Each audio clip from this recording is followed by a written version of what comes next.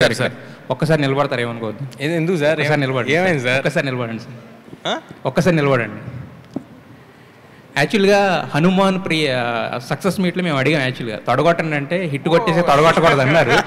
But ఈ glimpse చూసిన తర్వాత వీఆర్ షూర్ మీరు ఒక హిట్ కొట్టబోతున్నారు. దానికన్నా ముందు ఒకసారి తొడగొడతారేమని చెప్పేసి. సార్ అది ఏమీ లేదు సార్. అంటే నాకు నిజంగా చాలా ఆనందంగా ఉంది మీరు అందరూ ఇలాగా ఎంకరేజ్ చేసిన, సపోర్ట్ చేసిన. ఇది చూసినప్పుడు బాధ్యత వెంటనే ఫస్ట్ ఓ పక్కన ఆనందం వస్తుంటుంది, వెంటనే ఓ పక్కన బాధ్యత గుర్తొస్తూ ఉంటుంది డెలివరీ చేయాలనేది. But very thankful for your word sir. Sir అయితే మీరు సూపర్ హీరో దీంతో మీరు బ్లాక్ బస్టర్ హిట్ కొట్టారు యాక్చువల్ హనుమాన్ సినిమాతో. బట్ ఎవరైనా any super star in the world అంటే ఎవరు తీసుకున్నా కూడా, మన తెలుగులో తీసుకున్నా కూడా అట్లీస్ట్ ఏంటంటే ఒక జోనర్లో హిట్ కొట్టిన తర్వాత దానికి ఒక చిన్న బ్రేక్ ఇచ్చి వేరే జోనర్ అనేది ట్రై చేస్తారు. బట్ మీరు మాత్రం ఒక హిట్ కొట్టిన జోనర్తోనే మళ్ళీ దాన్ని మించిన హిట్ కొట్టాలని చెప్పి మళ్ళీ సెకండ్ ప్రయత్నం చేస్తున్నారు కదా. సో ఆ కైండ్ ఆఫ్ ఇదేమి రాలేదు ఆ టైం అంటే మళ్ళీ సేమ్ కైండ్ ఆఫ్ అటెంప్ట్ అనేది ఏమి? అసలు సేమ్ కైండ్ ఆఫ్ అటెంప్ట్ కాదు కదా సార్. దీని వరల్డ్ వేరే సూపర్ యోధా అని పెట్టారు కదా, super hero kind of thing. Super యోధానే సార్. కానీ అంటే నేను అంటుంది ఇప్పుడు మన తెలుగు సినిమాలు చూసుకుంటే మనకి యూజువల్గా సూపర్ హీరో సినిమాలు ఎందుకు రాలేదు తెలుసా సార్?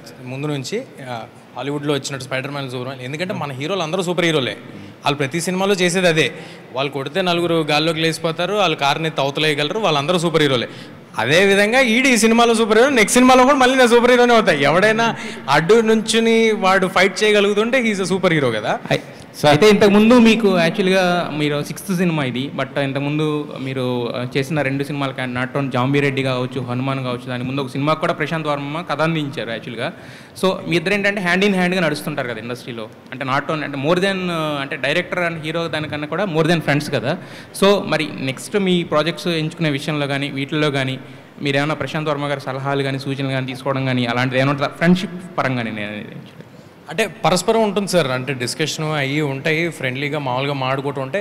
నిజంగా మాడితే అది ఓన్లీ ప్రశాంత్ వర్మ గారితో కాదండి. ఇప్పుడు నేను కార్తిక్ గారితో కూడా నేను ఏదైనా ఆలోచిస్తూ ఉంటే, నాకు ఏదైనా ఆపర్చునిటీ ఉంటే ఒకసారి ఊరిని డిస్కస్ చేసి other person point of view, ఎందుకంటే వాళ్ళు డైరెక్టర్స్ కదా, నందిని గారితో కానీ అందరూ నా ముందు చేసిన టచ్ వుడ్ లక్కీగా నేను ముందు చేసిన డైరెక్టర్స్ అందరూ నాతో చాలా మంచి రిలేషన్తో ఉన్నారు. అందరూ మళ్ళీ సినిమా చేస్తున్నారు.